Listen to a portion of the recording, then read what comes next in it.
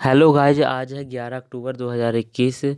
आज हम 11 अक्टूबर 2021 के करंट अफेयर डिस्कस करेंगे। क्वेश्चन 1, भारत सरकार के मुख्य आर्थिक सलाहकार का नाम बताइए जिन्होंने हाल ही में अपने पद से इस्तीफा दे दिया है। Option A K Subramanyam, option B Arvind Subramanyam, option C Sanjeev Mehta, option D Sandeep Kumar. इसका राइट आंसर है के वी सुब्रमण्यम ने हाल ही में भारत सरकार के मुख्य आर्थिक सलाहकार के पद से इस्तीफा दे दिया है। इम्पॉर्टेंट फैक्ट के बारे में बात करें तो स्क्रीन में आप देख ही रहे होंगे। भारत सरकार के मुख्य आर्थिक सलाहकार के वी सुब्रमण्यम ने हाल ही में 3 साल के कार्यकाल पूरा होने के बाद अपने पद से इस्तीफा दे दिया है। साथ ही उन्होंने आधिकारिक बयान में बताया है कि वो अब दोबारा शिक्षा जगत में जाने का फैसला कर चुके हैं। ये हैं के.वी. सुब्रमण्यम, भारत सरकार के पूर्व मुख्य सलाहकार। क्वेश्चन 2, ब्लूमबर्ग बिलियनियर्स इंडेक्स के मुताबिक $100 बिलियन की लिस्ट में कौन पहले स्थान पर है। Option A Bernard Arnault, option B Elon Musk, option C Larry Page, option D Jeff Bezos. इसका राइट आंसर की बात करें तो एलन मस्क होगा। एलन मस्क को ब्लूमबर्ग बिलियनियर्स इंडेक्स के मुताबिक $100 बिलियन की लिस्ट में सबसे पहले स्थान पर एलन मस्क को रख दिया गया है। ये टेस्ला कंपनी के मालिक हैं। टेस्ला के मालिक हैं। और जेफ बेजोस अमेज़न के मालिक हैं। अमेज़न के CEO संस्थापक हैं, MD। इम्पॉर्टेंट फैक्ट की बात करें तो एलन मस्क के बारे में ब्लूमबर्ग बिलियन इंडेक्स के मुताबिक $100 बिलियन की लिस्ट में टेस्ला के मालिक एलन मस्क पहले स्थान पर हैं। उनके बाद अमेज़न के CEO जेफ बेजोस हैं। इसके बाद Bernard Arnault, Bill Gates, Larry Page, Mark Zucker का नंबर आता है, जबकि मुकेश अंबानी हैं इस लिस्ट में 11वें स्थान पर हैं। ये हैं टेस्ला कंपनी के मालिक एलन मस्क। क्वेश्चन 3, 10 अक्टूबर को पूरे भारत में कौन सा दिवस मनाया जाता है। ऑप्शन ए राष्ट्रीय डाक दिवस, ऑप्शन बी राष्ट्रीय संचार दिवस, ऑप्शन सी राष्ट्रीय दूरसंचार दिवस, ऑप्शन डी राष्ट्रीय विज्ञान दिवस। तो इसका राइट आंसर क्या होगा? राष्ट्रीय डाक दिवस। तो 10 अक्टूबर को राष्ट्रीय डाक दिवस मनाया गया है। इम्पॉर्टेंट फैक्ट के बारे में बात करें तो 10 अक्टूबर को पूरे भारत में राष्ट्रीय डाक दिवस मनाया जाता है। यह दिवस पिछले 150 वर्षों से भारतीय डाक विभाग द्वारा निभाने के लिए मनाया जाता है, जिसकी स्थापना 1854 में लॉर्ड डलहौजी द्वारा की गई थी। भारतीय डाक सचिव प्रदीप कुमार बिसोई हैं। यह है राष्ट्रीय डाक दिवस जो कि 10 अक्टूबर को मनाया जाता है। क्वेश्चन 4, हाल ही में किसने भारतीय तटरक्षक बल के जवानों को वीरता और उत्कृष्ट सेवा पदक प्रदान किए हैं। Option A Narendra Singh, option B Rajnath Singh, option C Hardeep Singh Puri, option D Sandeep Kumar Mehta. तो इसका राइट आंसर होगा राजनाथ सिंह। इसका राइट आंसर है राजनाथ सिंह। राजनाथ सिंह ने हाल ही में भारतीय तटरक्षक बल के जवानों को वीरता और उत्कृष्ट सेवा पदक प्रदान किए हैं। इम्पॉर्टेंट फैक्ट है, हाल ही में रक्षा मंत्री श्री राजनाथ सिंह ने नई दिल्ली में एक समारोह के दौरान भारतीय तटरक्षक बल के जवानों को वीरता और उत्कृष्ट सेवा पदक प्रदान किए हैं, जिसमें 3 राष्ट्रीय तटरक्षक पदक ITBP, 8 तटरक्षक पदक और 10 तटरक्षक पदक हैं, जिसमें 3 राष्ट्रपति तटरक्षक पदक, 8 तटरक्षक पदक और 10 तटरक्षक पदक हैं। यह आप स्क्रीन में देख सकते हैं राजनाथ सिंह। क्वेश्चन 5, भारत और किस देश ने बिजली क्षेत्र में स्वच्छ ऊर्जा परिवर्तन को बढ़ावा देने के लिए एक योजना बनाई है। Option A England, option B New Zealand, option C United Kingdom, option D चीन। तो इसका राइट आंसर है यूनाइटेड किंगडम। भारत और यूनाइटेड किंगडम ने बिजली क्षेत्र में स्वच्छ ऊर्जा परिवर्तन को बढ़ावा देने के लिए एक योजना बनाई है।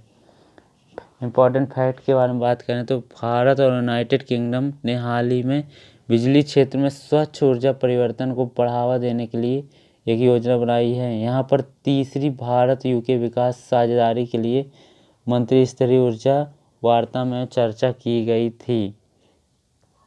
यह भारत और ब्रिटेन ने स्वच्छ ऊर्जा को बढ़ावा देने के लिए बिजली बनाई है।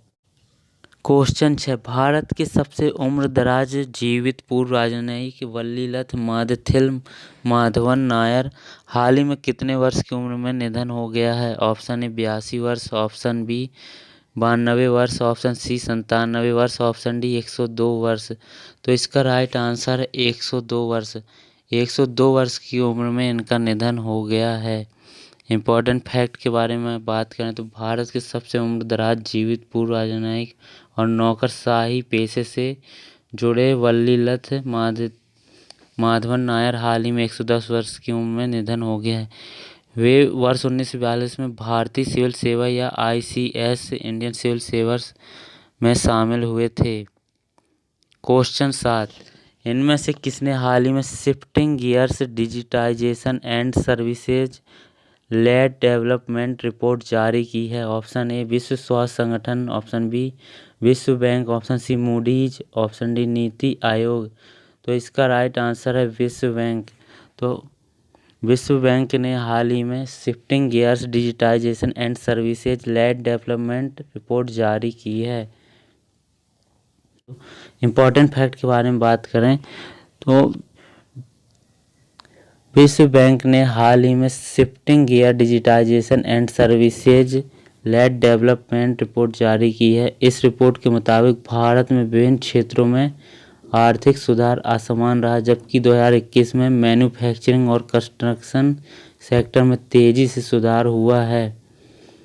यह shifting gears digitization. Question 8, Shri Jyotiraditya Scindia और डॉक्टर VK सिंह ने किस राज्य में दून ड्रोन मेला 2021 की शुरुआत की है? Option A Kerala, option B Gujarat, option C Maharashtra, option D Uttarakhand. तो इसका राइट आंसर है उत्तराखंड। तो उत्तराखंड में ज्योतिरादित्य सिंधिया और डॉक्टर VK सिंह ने दून ड्रोन मेला की 2021 की शुरुआत की है। इम्पॉर्टेंट फैक्ट की बात करें, नागरिक उड्डयन राज्य मंत्री डॉक्टर VK सिंह और केंद्रीय नागरिक उड्डयन मंत्री श्री ज्योतिरादित्य सिंधिया ने हाल ही में उत्तराखंड के देहरादून में दून ड्रोन मेला 2021 की शुरुआत की है। साथ ही पैराग्लाइडिंग के प्रदर्शन के साथ कार्यक्रम का शुभारंभ किया। यह है ज्योतिरादित्य सिंधिया। क्वेश्चन 9 है, निम्न में से किसने हाल ही में कोलकाता में पतन संचालन की डिजिटल निगरानी के लिए माई पोर्ट ऐप लॉन्च किया है? तो माई पोर्ट ऐप किसने लॉन्च किया है? Option A Nirmala Sitharaman, option B Nitin Gadkari, option C Sarbananda Sonowal, option D Ajay Kumar Singh. तो इसका राइट आंसर क्या होगा? सर्बानंद सोनोवाल। तो सर्बानंद सोनोवाल ने ही माई पोर्ट ऐप लॉन्च किया है हाल ही में। इम्पॉर्टेंट फैक्ट के बारे में बात करें तो केंद्रीय पत्तन पोत परिवहन और जल मार्ग मंत्री क्या हैं? श्री सर्बानंद सोनोवाल ने हाल ही में कोलकाता में पत्तन संचालन की डिजिटल निगरानी के लिए माई पोर्ट ऐप लॉन्च किया। इस ऐप का उद्देश्य पारदर्शिता और पत्तन संबंधित जानकारी की आसान पहुंच को बढ़ावा देना एयरपोर्ट से संबंधित है। हवाई पत्तन या हवाई अड्डा। यह है सर्बानंद सोनोवाल।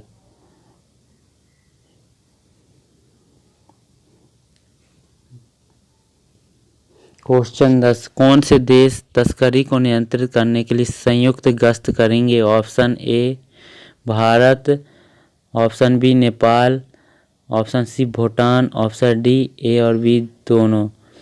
तो प्रश्न 10 क्या है, कौन से दो देश तस्करी को नियंत्रित करने के लिए संयुक्त गश्त करेंगे? तो इसका राइट आंसर है ऑप्शन डी, ए और बी। तो भारत और नेपाल मिलकर देश में हो रही तस्करी को रोकने के लिए संयुक्त गश्त करेंगे। क्वेश्चन 11 क्या है? क्वेश्चन 11, अक्टूबर 2021 में एयरटेल के नए सीईओ किसे नियुक्त किया गया है? सीईओ किसे नियुक्त किया गया है? ऑप्शन ए बादल बागीर, option B Somen Ray, option C Gopal Vittal, option D इनमें से कोई नहीं। तो इसका राइट आंसर क्या हो सकता है? सोमेन रे। सोमेन रे को हाल ही में एयरटेल के नए सीईओ के पद पर नियुक्त किया गया है। प्रश्न 12, हाल ही में जारी आरबीआई की अक्टूबर मौद्रिक समिति की बैठक के बाद रेपो दर क्या है? Option A 4%, option B 5%, option C 6%, option D 7%। इसका राइट आंसर क्या है? Option A 4%। तो हाल ही में जारी आरबीआई की अक्टूबर मौद्रिक नीति समिति की बैठक में रेपो रेट 4% रही। प्रश्न 13, किस केंद्रीय बल ने लद्दाख में स्थित 600 मीटर ऊंचे पहाड़ को नोर्बू वांगडू पीक नाम दिया है? Option A BSF, option B CISF, option C ITBP, option D SSB. तो इसका राइट आंसर है आईटीबीपी। आईटीबीपी ने हाल ही में लद्दाख में स्थित 600 मीटर ऊंचे पहाड़ को नोर्बू वांगडू पीक नाम दिया है। नेक्स्ट क्वेश्चन है प्रश्न 14, हाल ही में जारी यूनेस्को की रिपोर्ट के अनुसार किस राज्य में 2631 स्कूलों में केवल एक शिक्षक है?